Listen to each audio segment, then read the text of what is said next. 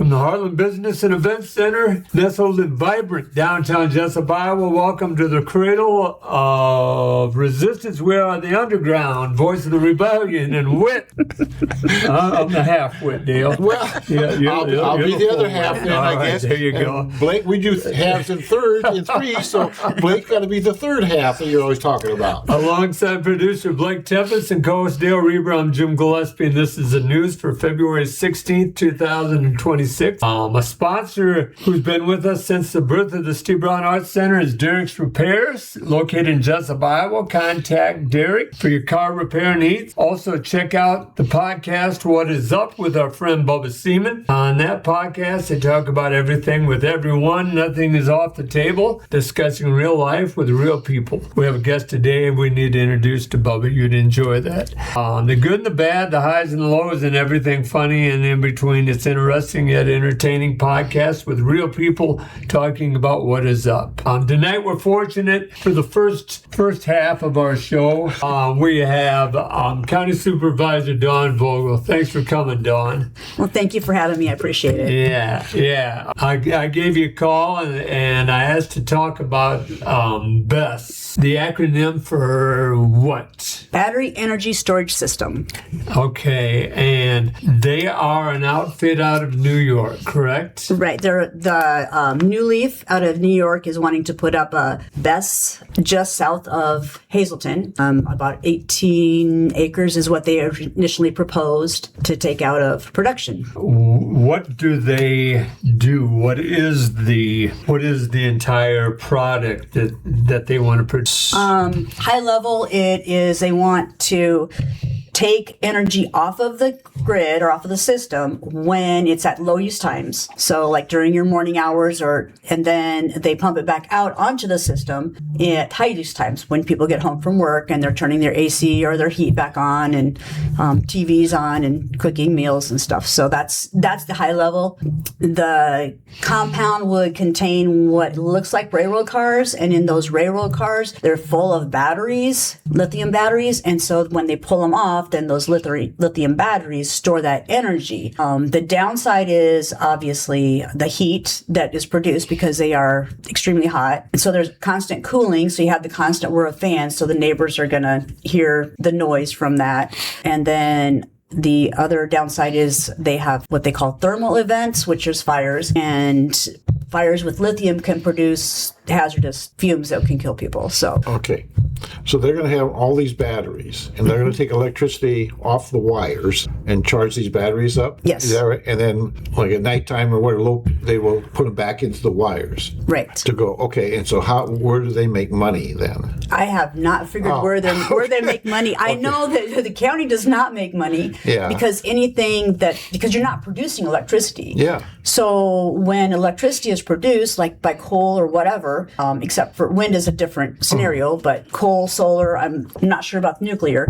But all that money goes to the state of Iowa then. Solar energy, if you're making solar energy, you sell it back at the same price that you pay for what you're getting. There's no there's no profit there for either one. It's just you're helping the company make more electricity. So I don't understand where their profit would be with charging these batteries unless they charge more for the electricity going out than they pay for the electricity coming in, which is the only way I see them making any money. Potentially, because that would probably be because you're pulling it in on the lower end where you don't use where you're overproducing, and then you're pushing it back out. So I would suppose the difference between that. So do they own the wires, or do they own where the power is coming from? Who is producing the power in the wire? Is it Mid-America, right? Right, the Mid-America. I think up there it's either Mid-America or Alliant up there. I'm not sure. Right. Okay, yeah, that's true because there's two. But that's the only people that have a franchise that I know of in this area to make have electrical lines. And how do Mid-America and Alliance feel about that? I wonder, how do they feel?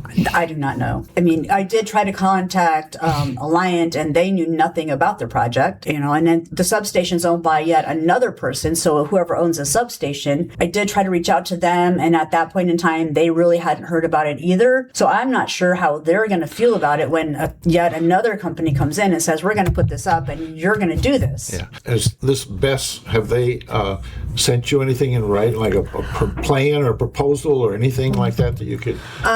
We did get a PowerPoint, and they presented at a board meeting in September. And did they say how they settled on this area and this spot? And No, they didn't. Okay. I did drive up to that area, though, and the substation up there is huge. And then where is this at? It's just south of Hazelton off 150 and I think 140th Street. Okay, I thought you went to a different place that they had already. No, I'm sorry. No, that's here in Buchanan County. No, I did go to Delaware County, and they have one that somebody had come in and put one in before the supervisors knew about it. And it was wintertime when I went, and you could just see the thermal heat waves coming off of it. Oh, yeah. And it was pretty cold that day. So Yeah. I'm like, eh. I mean, it's in Manchester County, but where is that one? Delaware located? County. It's in Or Delaware County. right? Yeah, I want to Manchester. say it was south and a little bit east of Mason City or Masonville. Masonville. Yeah. Masonville. Okay. Interesting. I have to look for that. I drive out in that area about once a week. Okay, somehow they could just come in there and build a big thing like that, and nobody noticed. Or, It's a boxcar, and it looks like maybe they're going to continue maybe to construct a little bit more, and it is fenced off, and you can't, it has a no trespassing sign on Yeah. it, as it should, because you're dealing with electricity. Sure. It was a little unsightly because there was some construction materials laying around, and it just wasn't very neat. are there people that work, or is it self-sustaining once you get it going? Or? Self-sustaining once you get it going. Okay. I mean, it's not something that's going to hire a bunch of people and Yeah. bring job opportunities to our county. I wonder how long something like that takes to set up. I don't know. I mean, it's boxcars, so So are they actually boxcars that came in on the train tracks? it or- looks like old boxcars. Oh, okay. And then they just repurpose them, from what I was seeing. So, but they're not on a siding or anything, are they? They're on. They would be on cement pads. Okay, so yeah, they're not. They're not on movable. track. Okay, Right, all right, yeah. Yeah. And that was how it was explained to us by Evan from New Leaf also was, they look like boxcars. And so, we pull them in, they set them up on the concrete pads and they put the batteries in them, and then they put the cooling units in them. And, they can be air cooled or they can be water cooled. But obviously, I'm kind of torn, do you put the water through the system and then let it dump onto the ground while you're wasting water then? Or do Yeah. you put it back in your aquifer, and are there chemicals when yeah. it goes back in the aquifer? Yeah, see, I'm real hesitant about these companies that pump millions of gallons of water out because there's, Right. there's only so much water down there. I don't care what they say, and we shouldn't waste it on Exactly. that sort of thing. Oh, okay. The good Lord only made so much ground, and He only made so much water. Yeah. And we talked about this. So the present step is what is going on? The present step is they contacted our planning and zoning administrator, and they wanted to meet with individual planning and zoning members, and that's not a thing that the planning and zoning does. So Amber, our planning and zoning administrator, she contacted us, and they wanted to meet with the board also. So we went ahead and let them present to the board, and then the place they chose is logical because it's near a substation. It's not logical though when you look at Fontana and you look at the Amish and just the demographics of it. Yeah. So, I was like, well, okay, it's logical where you put it. It's on high CSR though, and that has to go through ordinance. We don't have an ordinance for Yeah. it. So Supervisor Kurtz told him he was board chair at that time. He told them to go through planning and zoning. And a couple weeks later, we put a moratorium on it so that nobody could come in. And, we need to halt the system, halt everything and put a pause on it. Let us figure out what's going on. Yeah. And That big substation, that's a couple of miles further south from the Fontana turnoff, and they're going to be somewhere in between those two? Is that it's what you right next to it. If you go east, there's a road. think? I'm sorry, for east from where? East from the substation. Yeah. Yeah, then it's right next to it. And then okay. east and north a little bit. Yeah, okay. So that's a couple miles up, a Yeah. little further south. Okay, go No, ahead. that is fine. I'm just trying to locate it in my little, So my little it brain here. Dawn, is it the same company building that wants to build in Buchanan County that built in Delaware County? No, it's a different company. I mean, that's interesting. It's interesting that it must. What about other states? How is this going on in other states? I haven't done too much research on the other states, but I'm kind of wondering why New York City or why New York. And then they sent us an ordinance from New York, from the state of New York. I'm like, we're vastly different from New York. I think that our ordinances are going to look a little different. Yeah. It'll be interesting to see what as I was saying, you don't have anything as far as zoning for this kind of thing in Buchanan County right now, and you'll have to write those ordinances up. And I don't know who you have to get them approved by, if you can approve them by your board, or if there's somebody else that has to look at them too, because I know the state gets involved with all that kind of stuff too. Right. Yeah. No, so the planning and zoning will come up with the recommended ordinances. That will go through our attorney's office, the county attorney's office for legalities. And then it'll be presented to the Board of Supervisors. I believe there's 3 public hearings. Okay, I was going to ask that. So it'd be nice to have. And is this, if the electricity's going out of the state, that'd be interstate commerce then, right? I would assume so, And yeah. so the federal government may have something to say about all this. I don't know. Because interstate commerce falls under, it goes out of the state. It's federal. Federal jurisdiction. Yeah. That could be interesting. Oh, yeah. So you sure you want to go for it? This could be really hairy. So, yeah, it could be very interesting. And I don't know if you probably don't, the land they're building on, if they've already contacted that person and made arrangements, if, is it going to be a difficult buy, or is the guy ready to sell, or that sort of thing? So, from what I understand, there's already a contract that's been offered, and I'm not sure if it's a buy-lease contract or if it's just leasing the land. Yeah, I don't know. Because I have a cousin that has land out in that area, and he was upset when they took a couple acres to build the curve around, when they redid the curve. And so I imagine he would be very upset if they were taking into his land for something like that. I don't know. I've heard from some of the neighbors, and they're not happy. Yeah, because especially if you put off that kind of heat, I mean, then you do, like a little butterfly dies, and that changes everything in China. And that will change things. It will change things in that area. So you wonder what it's going to do to the farm, like the crops that are right next to it. Is it going to? Well, there's so many things you don't know. Yeah. But if they're not building a huge building, which it sounds like they're not, right? They're just having these boxcar kind of thing. Pods, yeah. And so it doesn't seem like they would have a huge investment compared to if they had to build a plant or something and make electricity that way. Or go ahead. No, you're fine. I'm just, I don't know what to say. Go ahead. No, you have a good question. Go ahead. So, Don, is there anything we haven't asked you that people of Buchanan County should know? Not that I can think of at this point in time. Right now, we're just in the exploratory stages of seeing what this actually is and getting an ordinance written, having planning and zoning look into it. And, I don't know what the other supervisors' positions are, until that comes up in a public hearing. I probably won't. Excuse me, any kind of timeline on this, or even like an estimate of, are we talking about a year's worth of work ahead, or? Oh, I would think it'd be done in less than a year. Okay. I mean, it shouldn't take them too long, I wouldn't think, but I'm guessing like maybe 6 months. And then by the time you do the 3 public hearings, you're probably looking at 6 to 8 months. Okay. And they have not done anything to site yet, have they? No. Okay. It's just, okay. Well, Don, we got a couple minutes here, and I wanted to ask, we're coming to the end of your first term here. Are you going to run again for supervisor? Yes, I am. I absolutely am. It's a very rewarding job, helping the citizens of Buchanan County and looking into this stuff. Okay. So are you the senior member now, or? Me and John Kurtz, we have the same. Oh, okay. Yeah. Okay. We're both senior members, I guess. Well, sure. Yeah. Well. And how long is a term? Term is 4 years. Okay. Wow. Where did the years go? I know. It just seemed like just yesterday. Yeah. I was putting out signs. I have to put out signs again. Well, it's going to warm up. You can get them in the ground now. See, so. That's right. Yeah, that means I can put them out sooner, right? Right. So it is. It'll be this coming November. It will be. You're busy going around getting. How many signatures do you need? I need 75. 75, and then you take it to the Buchanan County Courthouse. What else is there that you have to do? You have to. There's an affidavit that will go with it, and then you submit it to the auditor's office, and they stamp it. And then I'll be on the ballot for the primary election, and then the ballot for the general. Oh, they have to do a primary for this? Yeah, they do a primary. Oh, I didn't. I thought this was like, it's not nonpartisan or whatever. It's just. Unfortunately, you have to declare a party, and it doesn't seem like there's very much that should be partisan about it because we're spreading rock on roads, Yeah. Well, you're not doing it the right way, though.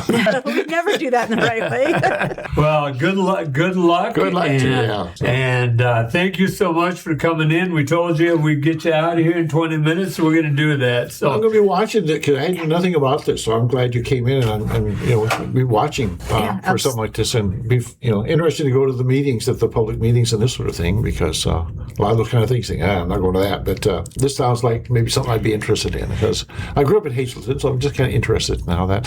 And that big substation, I used to have to turn when I was in high school. If I turned left there and went 3 miles, that was where my girlfriend lived, see, and so that's how I knew where to turn. You can't miss it. It's big. Yeah. Supervisor Don Vogel with us tonight. Thank you so much, Thank you Don. very much. And thank you for having me. I appreciate it. This is T. Brown Arts Center Podcast Network. We're back for the second half of our show. And before we get Dale's thoughts, Dale's been thinking again. It's time for Mason Fox Top 100 Songs, and we are to the top 9 songs. Okay, all right. We'll see how well this kid really does. Okay, I was talking to Mason today. Tough, just not let him off easy. Go ahead. I was talking to Mason today, and I got from him his top 25 artists today. So we have a new list coming from him. But anyhow, it's time for one of his Bad Bunny. They say he had the biggest, they tried real hard to have an alternative, but he had the largest viewing of any halftime show ever in the Super Bowl. And the Super Bowl, the viewership was the second highest they've ever had. Did you watch it? Did you watch the halftime show? Yes, I did. And normally I don't. But I did just the time used to show that I'm a Democrat. It was beautiful. Yeah. It was just incredible. Yeah. I really liked it. And I can't speak a lick of Spanish. Well, but music you don't have to understand. People go to opera all the time. Right. It's all in Italian. So, I thought just to me, the sheer number of people and how they all seem to know where to go. And they even had the people that were the sugarcane people, Yeah. They just had a casting call, and people came in and they told them what to do, and they stood in the sugar, and they were sugarcane. So the sugarcane guys were paid $19 an hour. Okay, I thought somebody said they got like $1,000. And then the day of the show, they got $1,000. Oh, okay. Yeah. Yeah. So the days that they practiced, they got $19 an hour. Yeah. Which is cool. Not bad. No. But anyhow, it's time for Mason's Fox Top 100 Songs, sponsored by Mickey D's Pizza and Lobster Festival Plans. Their schedule is filling up for 2026, and they are sponsoring a traveling art show for the Steve Brown Arts Center. Our thoughts are out with Mike Farrell. I know he's in the hospital right now, and he's struggling a little bit. And Mike, we want you to know we're cheering for you, and we want you to get back. Dale needs to I need more pizza. Someone. So, yeah. And he needs more pizza besides. But anybody that looks at me said, that guy needs more pizza. So this is the top 9 songs of Mason's Fox Top 100 Songs. Okay. Number 9, The Amazing Rhythm Aces, Third Rate Romance. Third Rate Romance. Third Rate Run. I don't know that. Yep. Okay, all right. There's one against. I'm going to put bad. That's a bad one. I'm going to put. All right. That's a mark against it. Number 8, The Eagles, Best of My Love. Okay, I will go with that. I like that. So I like the Eagles. Okay, that's a zero. Number 7, circle. The Eagles, Welcome to the Hotel California. Yeah, they're going to tear me up here with lawsuits, Dale. Luckily, we're independently wealthy and can pay all the fines. Number 6, Head East, Never Been Any Reason. I don't know that one. No, I know the artist or the song. So, all right, that's an X. That's a bad. That's a bad. Right, he's 2 and 2. Okay. Number 5, AC/DC, Who Made Who. All right. You know that one? I know AC/DC. I don't remember the song. Well, then we're going to give that an X. That's a bad one. Okay. Number 4, Foghat, Slow Ride. I know that one. Okay, I like that. Yeah. Okay. Slow ride. Take it easy, right? Take That's it the one? Okay. easy. Yeah. You got it. You're Right. the one going to be sued over that one. Number 3, Johnny Cash, Big River. Okay, that's not my favorite Johnny Cash song, but I will give it to him. But, I like that song. Do you? Okay. Is that the one where How High's the Water, Mama? It might be. Yeah. Yeah. I'm not sure, but Yeah. what did they say? There was a trivia thing. Maybe it was on Jeopardy, where Johnny Cash, after he had died, got a Grammy for a song that had originally been done by a group called 9 Inch Nails. So I said, okay, I got to find that and listen to that because I don't remember. But I thought that was kind of interesting that he would cover that song. No kidding. Number 3, number 2, Johnny Lee, Looking for Love. Looking for love in all the wrong places. I think I had a cap that said, looking for fish in all the wrong places. And I've done that before. We're both going to be sued over that. that, Dale. All right, and number one. The number one Mason Fox song that he thinks is the best song in all the world. You can sue him if you don't like him. He's at M's Coffee Shop. Is the Eagles and Tequila Sunrise. Okay, I like that one too. It's another the best Eagles song that was Sunrise. Desperado. Is what I like the best. I like Linda Ronstadt's version better. I like Linda Ronstadt's I do too, yeah. better. I think I loved Linda Ronstadt was one of the greatest singers ever as far as just the beautiful voice. And I remember here, I was in California, and this would be 66, 67, and they had a station that did local stuff, and they had Linda Ronstadt and the Stone Ponies. Yeah. And the Stone Ponies couldn't be there that day for some reason, so she lip-synced, but she sang that first song that she put out. Just wonderful. And yeah, she was very, very good singer. So and she's one that had problems with her voice later on and had to quit singing. Yeah. Oh, what was his name? The governor of California, Jerry Brown. Oh, did she marry him? I know they dated. I don't know. They lived together for a long time. Okay, well, we won't hold that against her. But. All right. Anyhow, that's the top 100 songs of Mason Fox. Mason, thank you. We appreciate you being on. Nice of you to work that hard on those things. Yeah. And I'm glad that a lot of people don't know 100 songs. No kidding. So you did a great job. You did. Thank you so much. So, Dale, what do you have? Well, I got a couple things here. I'm going to talk about it's time for basketball tournament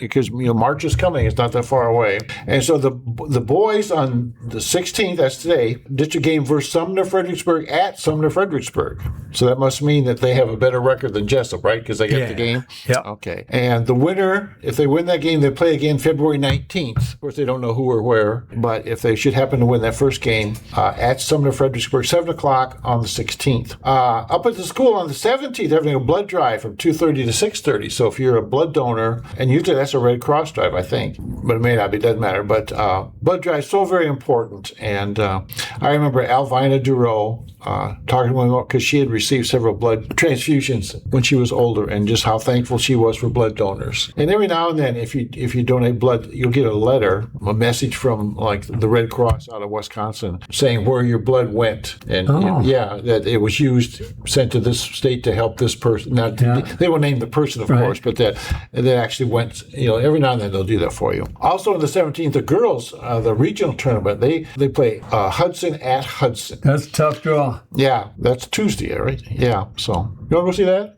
Yeah. Let's go do that. All right. I think that'll be fun to do. I'm with you. Okay.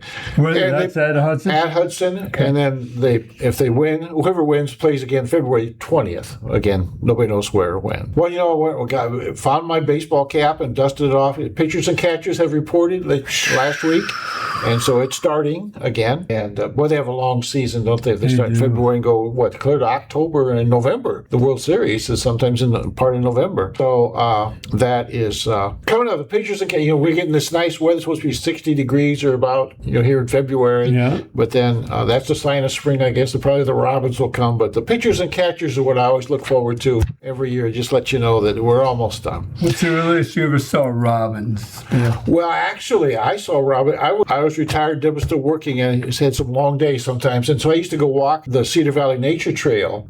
I'd go to Brandon and walk towards LaPorte City. And one year, it was in January, and I saw a whole flock of robins in the bushes there. And so I don't know if they just never left, if there was enough food there for them, or I don't know. But that's the earliest I ever seen. It was in January. Yeah. So, and there were a lot of them. So it was just kind of interesting. I was so surprised. Also, I tell people in the Bulletin Journal, February 11th, that'd be last week, they had an article about the Buttermilk Cafe. What a nice job it does. They have a big map, and they've got people from all over have been there, from international and around the country, and it was a nice article. You should read that. And you should actually go there. It's not Taj Mahal or anything, but I go there for breakfast quite often. And you order breakfast, and 5 minutes later, there it is, boy. I mean, it doesn't matter how many people are there. Whoever's doing it back there knows what they're doing. And I always think the food is very good. And so I'll give a little shout out for the Buttermilk Cafe in Independence. But there's a nice little article about them and about the family that owns it, the Buttermilk, and how they came. It's kind of a real good immigrant story. They came over and got a business and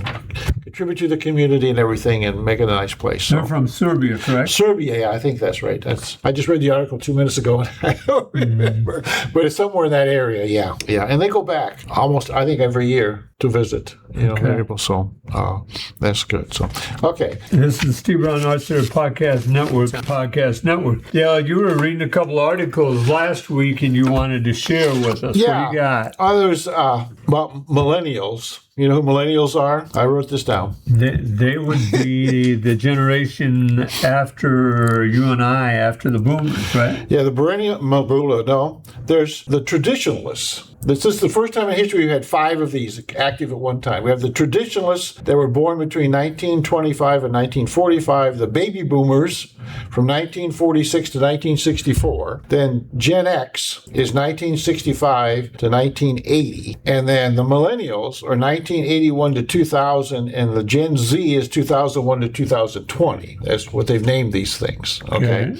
And so it's the millennials that are looking to inherit. And this article was about the retirement industry is abuzz with talk of a great wealth transfer with an estimated $84 trillion passing from older Americans to their heirs by 2045. Okay, so we're not inheriting, we're giving out, we're losing our money. It's an interesting article in the fact that the millennials think a lot differently about money than the baby boomers do who are passing it on. And the baby boomers are not real anxious to let it go because they don't think these kids are going to have as much care with it as they should. And so it's just kind of interesting where a lot of baby boomers have not talked with their kids about their money and how much they can expect and where it's at and this sort of thing, so that when they die, it's a real treasure hunt for some of these kids because they don't really know that much about their parents' treasure, what they have. Yes, okay. Yes. And so it said 2/3 of parents said they haven't told their adult children they have an inheritance coming, nor how much they stand to inherit. Half of parents haven't discussed their net worth with their children. And I guess I think it's a real disservice. Yeah. And again, everybody's kids are different. And maybe you have a kid that you don't want him to know how much money is coming because then they might want to start spending it before you're actually dead. But nearly all adult children, 95%, say they're ready to manage their inheritance, and 25% of parents do not agree with them. They don't think their kids are ready to handle the money that they're going to get. So the baby boomers' parents went through the Great Depression. So what's in their bones is you keep it close to your chest, your money and what you have. You don't share what you have. You don't talk to other people about how much money you have. It's just not something that you do. Also, it's the kind of thing where they want their kids and they want their grandkids to carve their own path and face adversity in life. They don't want to just hand them a bunch of money when they're in their 30s or whatever and say, okay, here, you don't have to work anymore or whatever it has to be. They want them to learn good money management because that's what they had to learn when they were making very little. 74% of millennials, it's their opinion that it's very important to leave something for the next generation, but only 47% of boomers agreed. So there's like half of all the boomers would spend all their money if they could and not leave anything to anybody, according to this article. Did your parents talk to you, Dale, about their money? No, my parents didn't have any money. So it was interesting because when my mother died, when I was and my father lived many years longer, but when my father died, we had the funeral and we had the church had a lunch, after funeral lunch, and I wrote them a check to cover their expenses for that lunch, and then that was a zero. We had nothing to do. So, so my parents, they had no money to leave, and so it was not a big problem. So, and I never discussed money with my parents. I just knew that we didn't have very much. But though it's interesting because my mother lived through the Depression, that sort of thing, and my brother told me that when she died, I was in California. My brother said when she died, she had $4,000, $5,000, $6,000 in her purse in cash. And I said, well, where did she get that kind of money? Well, nobody knew, but she just, saved it up, I guess, over the years and years, but I never really fully trusted banks. I know they had a bank account and everything, but she never fully trusted the banks after what they went through with the Depression. And so I remember my dad saying he took a load of hogs to market, and when he got his money, he had just enough to pay the trucking fee. That's all he got. I don't know. My other uncle, he said that steak cost 10 cents a pound and nobody had a dime. So was his thing. So the younger people are more interested in passing on money to their to the next generation. But a lot of millennials agree with the statement, I want the next generation to enjoy my money while I'm still alive. And we have done that. We have, Deb and I, given money to each of our kids to do home improvement, shingle or buy windows or whatever you want to do with it, But we wanted to see them do something with some of the money that we would give them. Right. And so that was something that we did do, and maybe we'll do again. I'm going to talk just a little bit real quickly about the traditionalists, 1925 to 1945. Dependable, straightforward, tactful, and loyal. Does that sound like? Yeah, mom and dad. Yeah. And then the baby boomers are optimistic, competitive, workaholic, and team-oriented. And I think that's very true. Thinking about the people that I worked with that went to work early, stayed late, and went to work on Saturday if they had to get the job done, and not just in teaching, but all kinds of jobs. And the little thing here is 10,000 baby boomers reach retirement age every day right now. So, wow. Generation X from 65 to 80, they're flexible, informal, skeptical, and independent. And these are the ones that were rioting in the streets, the Vietnam War and all that kind of stuff, And so, and by 2028, Gen Xers, the Generation X, will outnumber baby boomers. So that's coming by 2028. So we're dying off fast. Millennials are competitive, civic, and open-minded, and achievement-oriented. So that'd be 81 to 2000. Is that you? That'd be you, right? Okay. And 75% percentage of global workers who make up the millennium by 2029. 75% of the workers by 2029 will be millennials. 12% of millennials aged 25 to 34 still live with their parents. Interesting. Not me. That's not Blake, though. Blake, he moved out, when he hit 18, right? Pretty much. Or I waited a bit. Well, that was nice of you to give your parents a little few more days with you. To their defense, Dale, to that generation's defense, the housing market is just out of freaking control. Yeah, no, it's unbelievable that starter homes would be, hundreds of thousands of dollars. Yeah. And I remember when we first got married, looked at a house that cost $29,000. We'll never be able to afford a house that expensive. It's just amazing. And so Generation Z is the last ones are the kids, from age 20 and under right now. They're global, entrepreneurial, progressive, and less focused on different things. And so if I can read this, that a huge number of Generation Z, they get a job with the idea it will help them get a better job later on, a huge percentage of them. And then 80% think that the government and others should supplement education. Kids, as they get out of high school, that they should supplement to help them get more education. I agree with that. Yeah, I do too. I think, to me, education is so very important, and why wouldn't you, as a country, supplement those kids? Because the more education they get, the better they will do, and the better they do, the better the country does. But people, I don't know.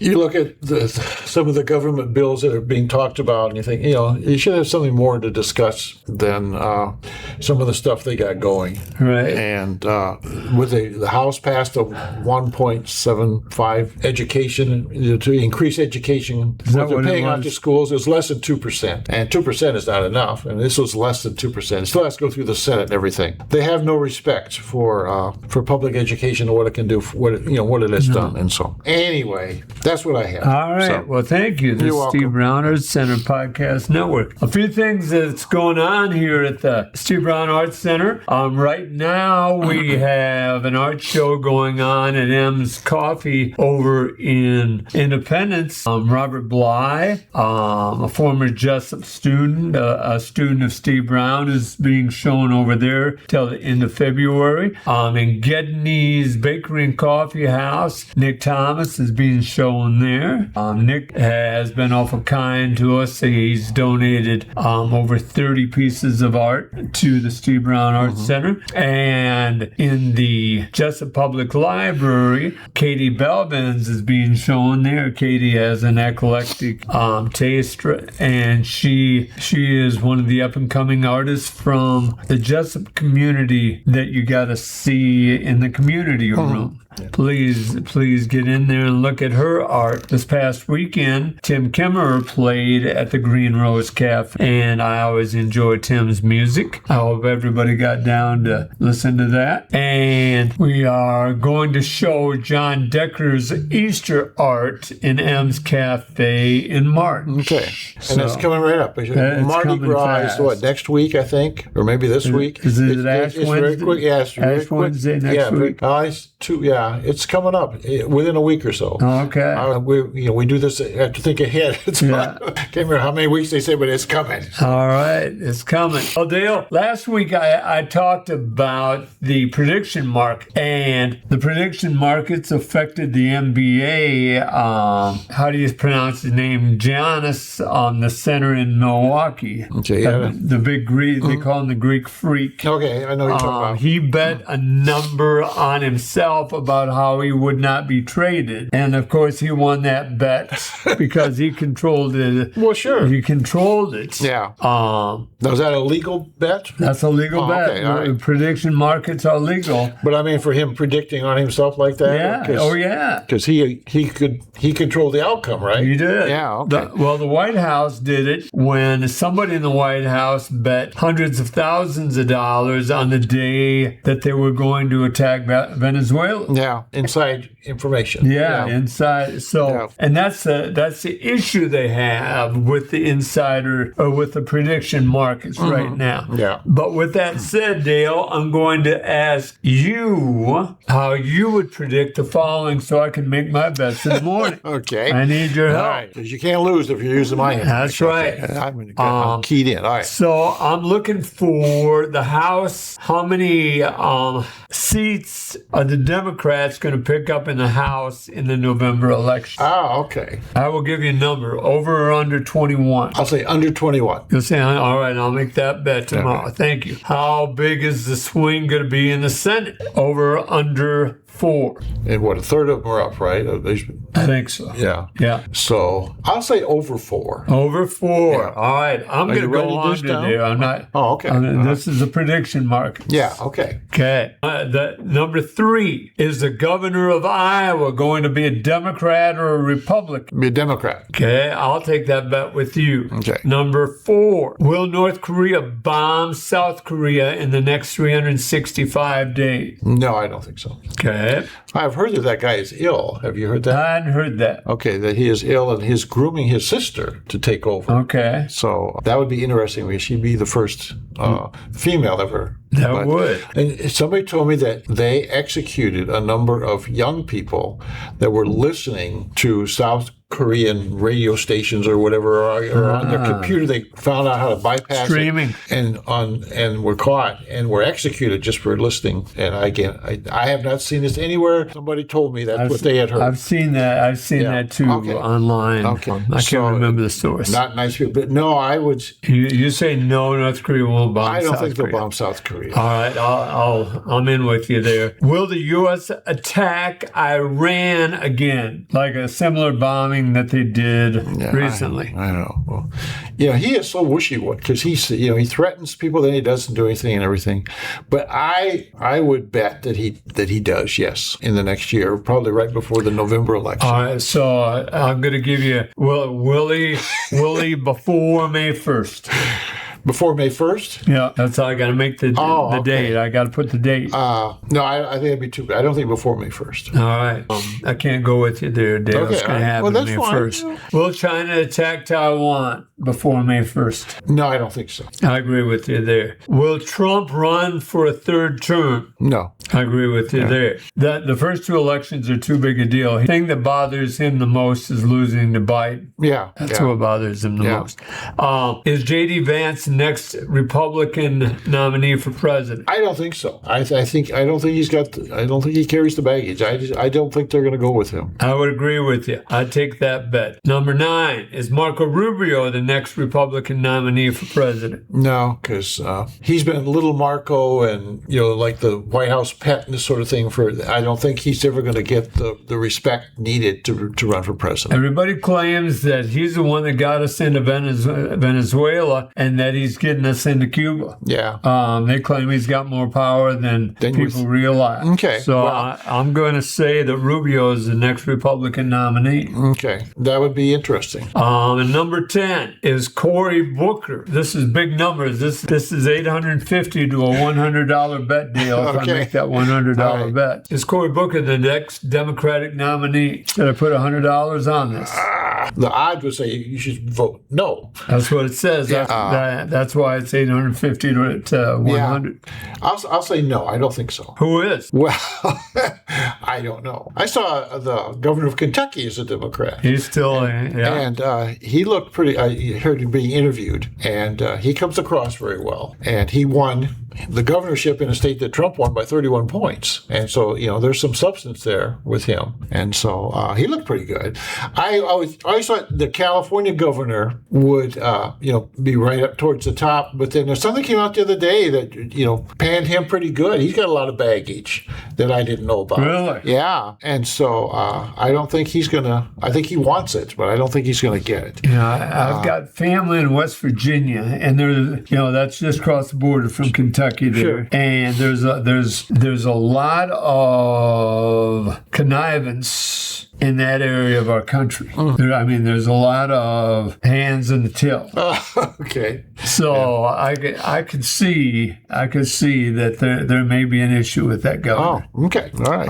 Well, I'm not predicting. I'm just saying because he was being interviewed and because this stuff came out during the interview, I'm thinking, well, maybe he's trying to line things up. He's looking ahead. I don't know. But, you have to be well known to run for president and get the votes. And so, I guess I don't really know. All I do is hope it's somebody that is a decent person that doesn't have any baggage in his background that comes out, and that he can just have some good ideas and be a morally strong person that will follow the law and not use the law for his own convenience. Yes, sir. Okay. All right. Thank you. This is Steve Brown Arts Center Podcast Network. A few other things we have going on. Don't forget the Little Free Art House in Independence. They spend about $1,000 a year, Laces does, in Independence on putting art supplies for children and adults to use in a little free art house that is just outside the elementary and middle school on the west side there. That's a neat idea. Yeah. Yes, it is. Don't forget the 24-hour Mustang camera sponsored by Joe's Pizza in Independence, and the 24-hour Hawk camera sponsored by Joe's Pizza in Manchester. You can find that on the Steve Brown Art Center website. If you go to stevebrownartcenter.org,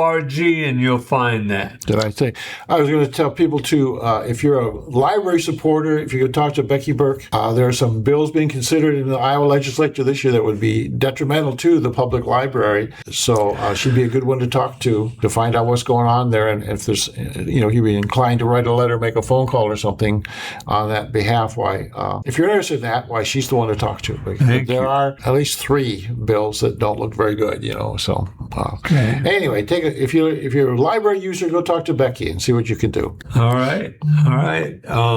Dale, I got for Christmas tarot cards, and I had I enjoyed mediums, and that's one of your goals this year, right? Or just go through a medium. Yeah, and that's one of my goals this year. And so I've been reading the book that came with it, and for a while I did my own readings, and one day I took them over to Gedney's, and I did a couple of the staff members readings. Oh, did you over really? there. Okay. Yeah, I asked them if they wanted it, and they really enjoyed it. They were happy I did it. Okay. And then on one day I did Tim Kimmerer and his wife, and they really enjoyed it. People seek tarot readings for many reasons.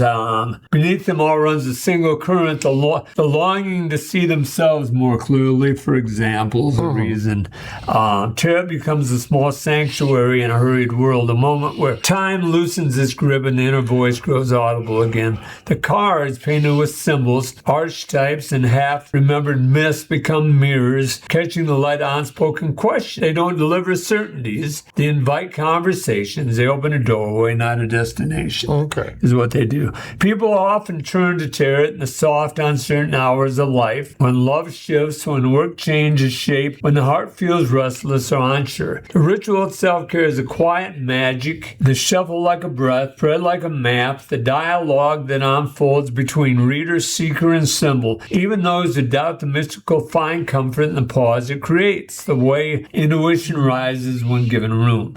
There's also a deeply human element to one's own card. Read is to be witnessed without judgment, to share a story in the making. Tarot becomes a shared lantern held between two people, illuminating possibilities rather than prediction. In the end, people come to the cards not to know the future, but to better understand the path beneath their feet. That's what I like about it, Dale, is, you can't give, you're going to jump 10 foot high. It is, you might jump someday. And that's what I like about it. Well, like in a regular deck of cards, the Ace of Spades is like the death card. Yeah. Is there a death card in a tarot deck? Or? There is a death card, but it doesn't mean death. Okay. Yeah, it doesn't mean death. How about the entwined lovers? What does that mean? And I've got a cheat sheet that I've written up. Okay. So, and I don't have that sheet with me, and you're painting me into a corner here, Dale. You won't want to have an easy time, would you? No, I would. So thank you for that. Though, Yeah, but okay. Well, someday I'll do your reading. Well, I don't know. There was a James Bond movie where he was in Louisiana. One of the girls, the Bond girl, did card readings. Right. Yeah. And that's my only ever information about them. Yeah. It is pretty cool. I really enjoy it. Someday I'll bring him in and we'll do a reading on the year. Well, let's do Blake, because he's the one that's got a future. So that's right. Yeah.